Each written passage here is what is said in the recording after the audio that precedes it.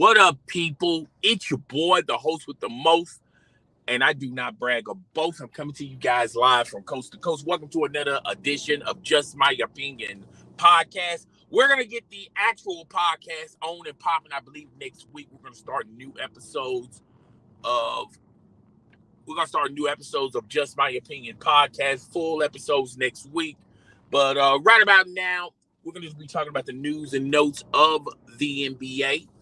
And apparently, Mike Brown was hired as the new coach of the Sacramento Kings. Now, this comes on the heels of a lot of people speculating that Sacramento was going to go Mark Jackson, and everyone was throwing out all these other coaching names.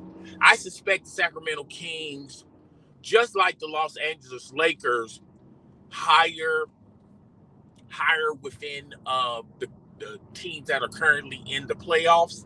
Mike Brown was on the bench, was on the bench for the Golden State Warriors, and when it's all said and done, depending on the title hunt of the Golden State Warriors, he's still going to remain with the Golden State Warriors until they either win a championship or lose in this series or the next series. I suspect they're not going to lose in particularly this series if you look at what's transpiring with the Memphis Grizzlies and John Morant.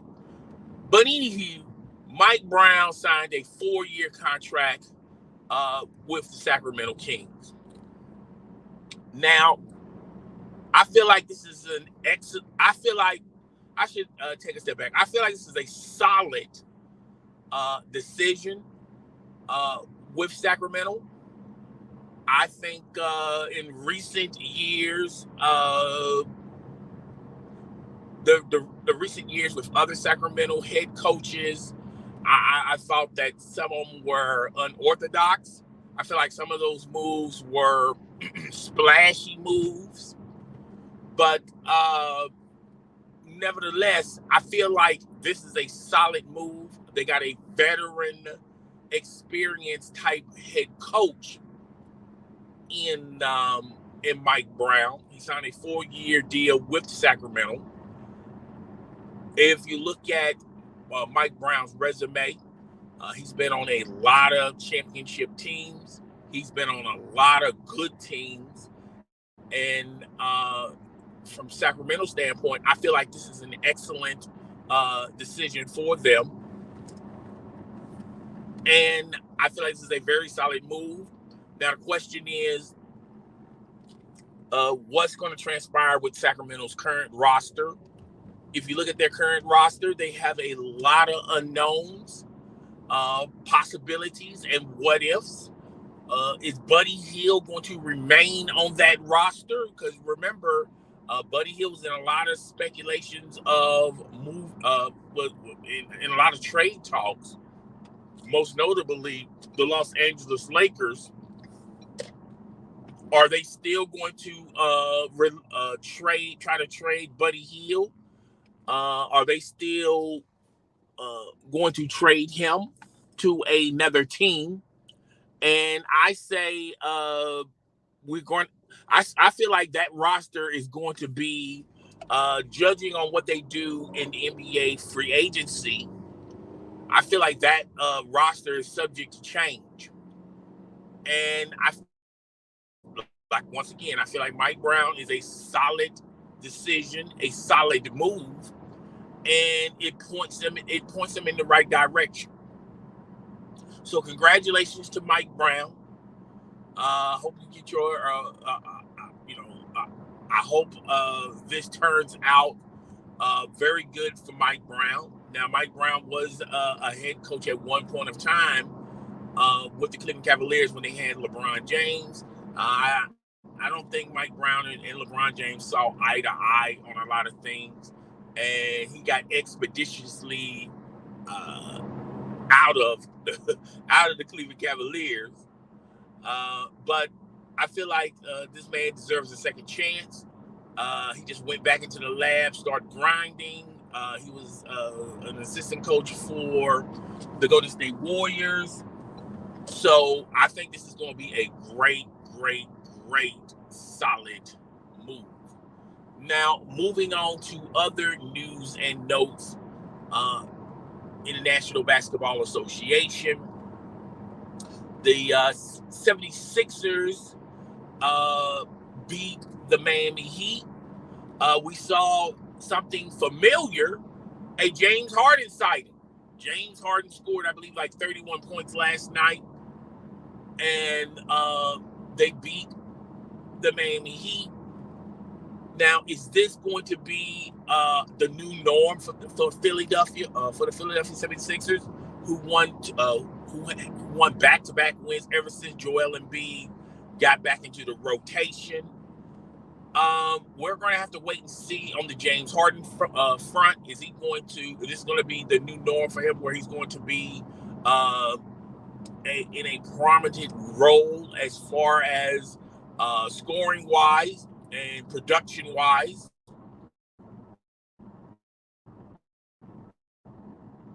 Or is this just simple or can we question this as, well, it just wasn't the Miami Heat's night? A lot of their players, a lot of the player cast, their production was off. So I feel like this series is going to be a long series, and it's not going to be based on. I don't think it's going to be really based on superstar. The best superstar on each team is going to carry this team. I mean, carry the team out of this series.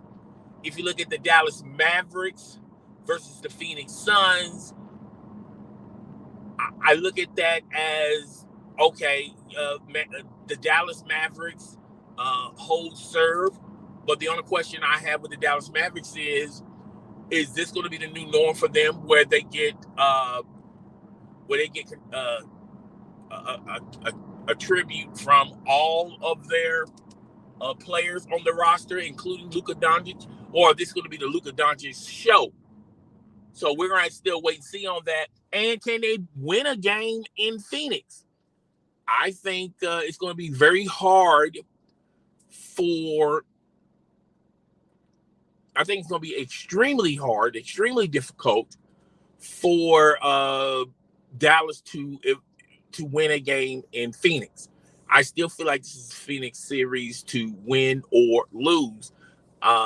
If they do lose this series, it's a simple fact, in my opinion, that the Phoenix Suns were off. It wasn't the fact that the Dallas Mavericks single-handedly beat the Phoenix Suns. I feel like this is the Phoenix Suns series to win or lose, and nothing has changed after last night's game.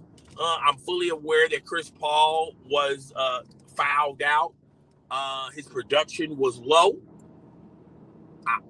Maybe this tends to happen with older players. They have a lot of nights, but they also have a lot of nights when it's not their night. So we're just going to have to wait and see how this turns out. But ultimately, if the Dallas Mavericks cannot beat the Phoenix Suns, can at least win one game in Phoenix. If they can win one game in Phoenix, then we'll have a different conversation, a different argument. But I feel like this is the Phoenix Suns series to win or lose. And, as the other series go, Memphis is going to have to win a game, possibly win a game without Ja Morant. He was injured, and if you look at a lot of the articles, they're pointing to Ja Morant may not be in the next game due to his knee injury. We're going to have to wait and see about that. I feel like that's going to be a game time decision. But a lot of sideline reporters are reporting that Ja Morant is not going to be in and I think that series starts tomorrow or Tuesday. I seem to forget, but that's no big deal. No, it's all right. But when you look at all these series, we're going to have to really wait and see how they play out.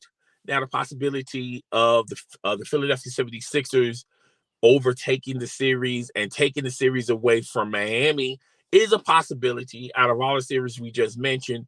But I feel like with the rest of the series, we're just going to have to wait and see. Oh, and I forgot about Milwaukee and Boston.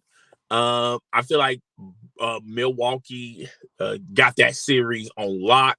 And the reason why I feel that way is it's very simple. Milwaukee has other options at their disposal, even though the Greek Freak has been cutting up. The other parts of Milwaukee hasn't had their time under the sun, haven't had their shine under the sun, and we're gonna have. I feel like there's really nothing Boston can do. I think they threw their best punches at Milwaukee, and Milwaukee absorbed those punches. And Milwaukee looks like the better team between um, I don't know why I keep thinking of Cleveland, Boston. So I feel like this. I don't feel like this is anybody's series. I feel like Milwaukee has the upper hand on Boston moving forward.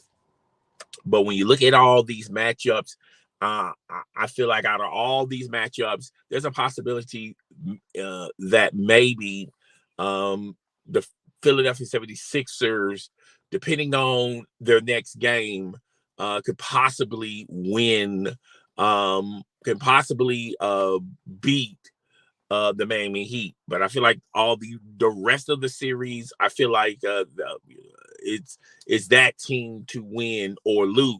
If that team makes a lot of mistakes, then the other team and keep the other team in the series, keep hope alive type of situation, then we're going to have a different discussion, a different argument. But breaking news this just came down. Newswire, Mike Brown has been selected as numero uno, the head coach of the Sacramento Kings. And I think this is a great, solid move for the Sacramento Kings. I think their future looks very, very solid. I'm not going to say super bright like a diamond type of situation, but I like that selection. Now the only question is, are they going to keep the roster that they have status quo? Is Buddy Hield still going to be in trade talks? Are they really trying to move Buddy Hield? I feel like this is a clear rebuild for Sacramento. I think Sacramento, what they have on their roster, I was really high on Sacramento in the beginning, but I felt like they took a lot of steps back, particularly with the selection of head coaches. I just wasn't too high on the head coaches, and I think they really ruined their chances on making it deep in the playoffs with the roster that they've been drafting for the past years. And Sacramento, are they going to be starting over? Are they going to hit the reset button? Or are they going to try to make a run with what they already have on their roster? There was a rumor that suggests that maybe they're back in talks with the Los Angeles Lakers as far as trading Russell Westbrook to Sacramento. In return, they get a lot of pieces, including Buddy Hield. If the Lakers are going to add those draft picks to sweeten the deal, there's a possibility there. But with this signing with Mike Brown, it tells me that Sacramento is going to keep what they have moving forward, and then judge accordingly for the next following year. I feel like the first year with Mike Brown as head coach of Sacramento Kings, there's a wait and see approach. They're going to be doing an evaluation on the players that they have, mixing combinations and things of that nature. But if they feel like this roster that they have isn't going anywhere, they're going to easily be I think they're going to be sellers in next season's free agency. Not this current season, but next season. Okay. So yeah, that's all I got for today. Guys, tell me what you think. Rate, comment, subscribe. I will see you guys on the next show.